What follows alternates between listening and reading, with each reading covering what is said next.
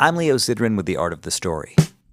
This week, trumpeter Marquis Hill will make his debut as a band leader at the Village Vanguard, the legendary basement club in Greenwich Village where generations of jazz history have been written one set at a time. For many musicians, that moment might feel like a personal milestone. For Hill, it's also an opportunity to bring an entire community through the door and down that famous staircase with him. Marquis Hill grew up on the south side of Chicago, a city where mentorship is part of the local identity. He remembers being a teenager, barely in high school, slipping into late-night jam sessions at clubs like Fred Anderson's Velvet Lounge.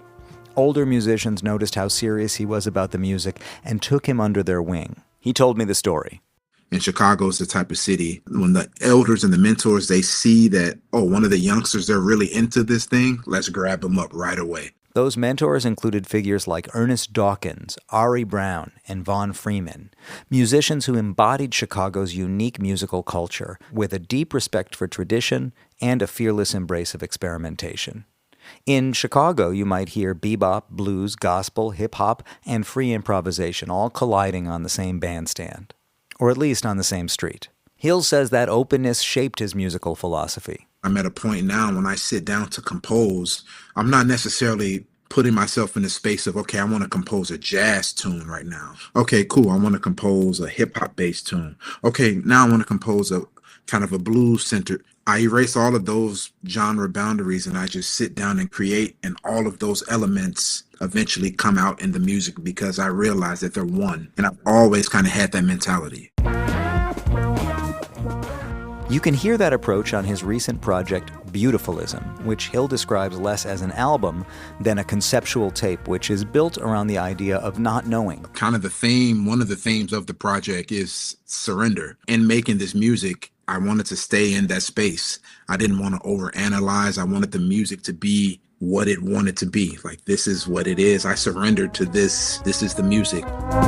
Originally, the recording was conceived as a trio with bassist Junius Paul and drummer Marcus Gilmore. But as Hill listened back to the sessions, the music kept asking for more. Additional voices, singers, MCs, and collaborators. So he followed the music where it led. One step forward, two steps in the wrong direction.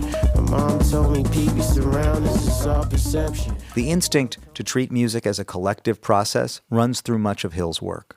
He belongs to a generation of musicians deeply connected with one another, artists like Makaya McCraven, Joel Ross, and Emmanuel Wilkins.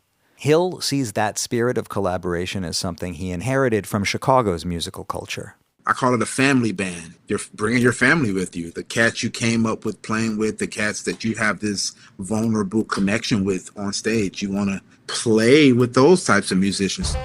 And that's exactly what he's bringing to the Village Vanguard. For 6 nights, 12 sets, Hill will lead a group made up largely of musicians who share those same Chicago roots and relationships. Some of them will be stepping onto that historic stage for the first time, which in Marquis's mind is exactly the point. I wanted Chicago to be represented at the Vanguard, so that's what we're doing.